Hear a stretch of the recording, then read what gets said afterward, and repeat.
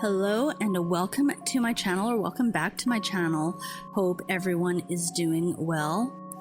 Today I'm going to be reading you 4 true ghost stories from the Haunted Canada book series.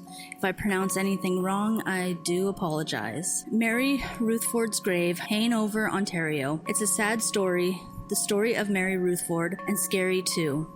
It may not be true, but that doesn't stop people from telling it. No one knows how or why it began, but over the years, its strands have been woven into a spine-tingling tale that can still send a group of teenagers, usually boys, scrambling out of the cemetery as fast as their Nikes can carry them. The cemetery they run from is an old one in West Bentinck near Hanover, Ontario. It's where Mary Rutherford's grave is supposed to be, off by itself on a hill toward the back of the property.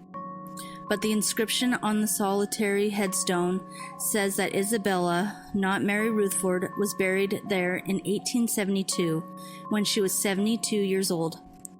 Further research shows that Isabella married happily and had children and grandchildren. Would there be any reason for her ghost to be haunting the spot? Not likely.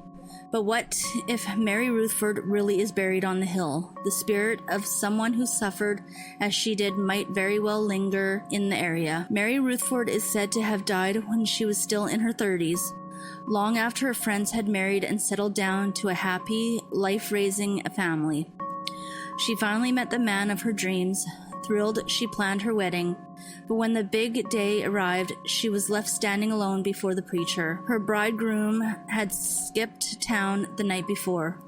Overcome by shame and heartbreak, and still wearing her wedding dress, Mary hanged herself. Even though her death was a suicide, she was buried in the cemetery, but off by herself on the hill, wearing her wedding dress and lying face down in her coffin. Her spirit, though, couldn't find peace, and her ghost, perhaps still waiting for her lover, appears there to this day. This is the story that every now and then draws a small group of young people to the graveyard. One of them issues an "I dare you" challenge, and off they go. What's there to be afraid of? After all, the name on the gravestone there, going to spend time near, says Isabella, not Mary. So the young buried bride story can't possibly be true, can it? But when they reach their spooky destination, under cover of darkness, only the bravest among them dares to touch the headstone, defying the claim that if you do, you'll break a bone in the future. And if they see it, the wispy glow that appears on the side of the hill, or the shadowy shimmering figure of a woman moving through the trees, their bravery slips away, and so do they, back to the safety of their homes. Every now and then, a few weeks later, if one of them breaks an arm or a leg or even just a big toe, they all remember the night they spent at the graveyard, checking out the tragic tale of Mary Rutherford. The coffin came back, Prince Edward Island. Like the Mary Rutherford story, the tale of Charles Coughlin's coffin is creepy, suggesting some supernatural force at work. How else could the casket containing Coughlin's body drift all the way from the Gulf of Mexico and end up 80 years after his death in Prince Edward Island, a place he had said he would never return to? The story had been around since the early 20th century. It appeared in an early Ripley's Believe It or Not column and was featured in the first Believe It or Not book Robert Ripley published in 1929. After that, it spread around the world and eventually became one of Ripley's most famous and popular reports of incredible events. At its core, Coughlin's story is a familiar one. A young man born in the 1840s in an isolated farming community, in this case in Prince Edward Island, has a dream he wants to become an actor. His father warns him that if he leaves to follow his dream, he'll never be welcomed back by his family. He leaves anyway, vowing never to return to his birthplace. He becomes a successful actor in England and eventually ends up performing in the United States with a touring company. On November 27, 1899, while appearing in a play in Galveston, Texas, he drops dead on the stage and is buried in a local cemetery in September 1900. A powerful hurricane hits Galveston Island and surging waters underneath his coffin and wash it out to sea. Over the next 8 years, currents carried out of the Gulf of Mexico, around the southern tip of Florida, up the Atlantic, around Nova Scotia, and into the Gulf of St. Lawrence, where it finally washes ashore on Prince Edward Island. A metal plate found inside the casket was Coughlin's name on it. The young man with a dream has finally come home. Folklore researchers at the University of Prince Edward Island say the story is a myth, and they're probably right. Coghlan wasn't laid to rest in PEI, and he wasn't born there. Some sources state that he was born in Paris, France in 1841, but he grew up in Ireland and was known as an Irish actor. He did spend some time in PEI while touring the United States in the late 1880s. He visited the island and liked it so much he rented an old farmhouse in Abel's Cape near the Fortune River and lived in it for a few years. Coghlan did pass away in Galveston on November 27, 1899, but he didn't die on stage. He had been sick for a few weeks by then, and an understudy was playing his part that night. Galveston newspapers reported his death along with his wife's plans to have his body taken by train to New York to be cremated. But that's where the case goes cold. Years later, fire destroyed the records of the funeral home that had held on to his remains until his wife had finished making arrangements to move his body. So it looks as though no one will ever know for certain exactly what did happen to Coghlan's coffin. Maybe that's why some people still want to believe that it eventually carried Charles Coghlan, actor, back to the beauty and peace of Prince Edward Island. Murder Most Foul, Regina, Saskatchewan. Occasionally, security monitors at 1925 Victoria Avenue in downtown Regina, Saskatchewan indicate that someone is moving around on the third floor, even though there's no one up there yet, at least not anyone alive.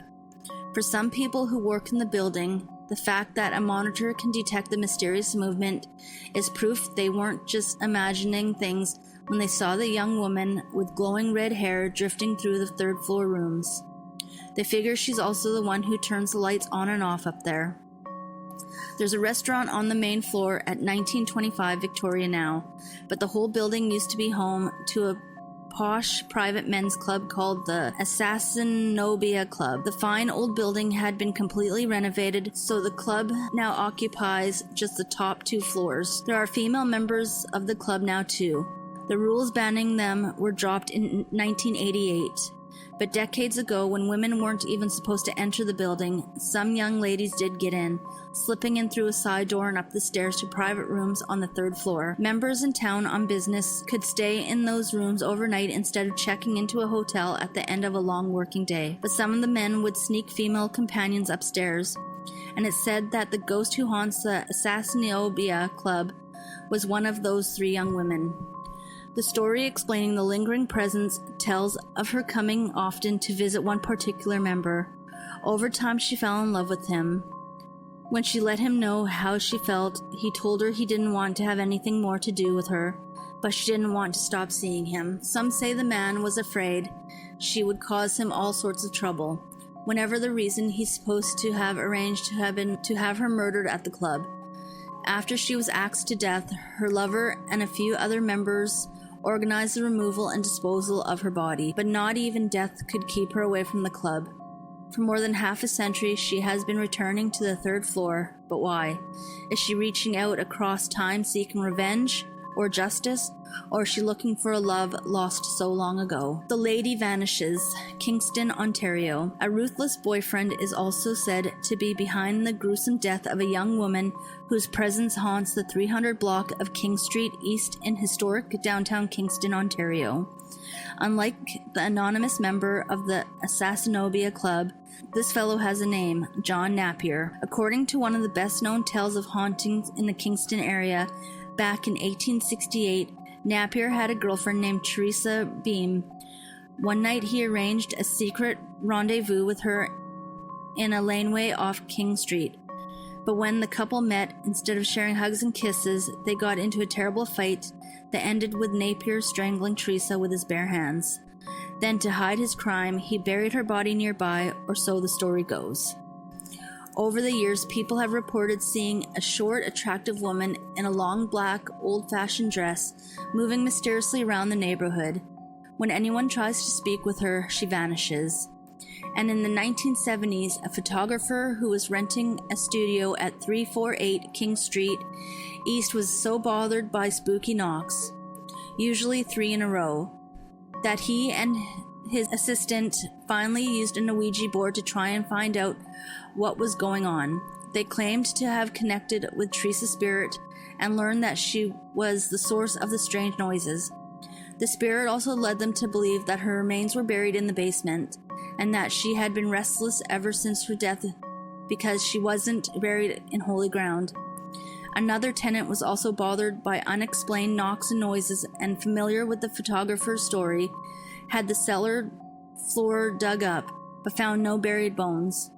When more work was done on the basement a few years later, a construction crew uncovered a boarded-up passageway leading next door to 350 King.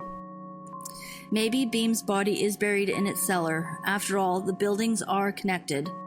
But digging up a basement is an expensive project, and most people, including the owners of 350 King, don't want to spend a lot of money chasing a ghost. So neither Teresa Beam's remains nor her story have been put to rest yet. Thank you for listening. If you like this type of content, please consider subscribing and liking my channel, and I will see you on the next one.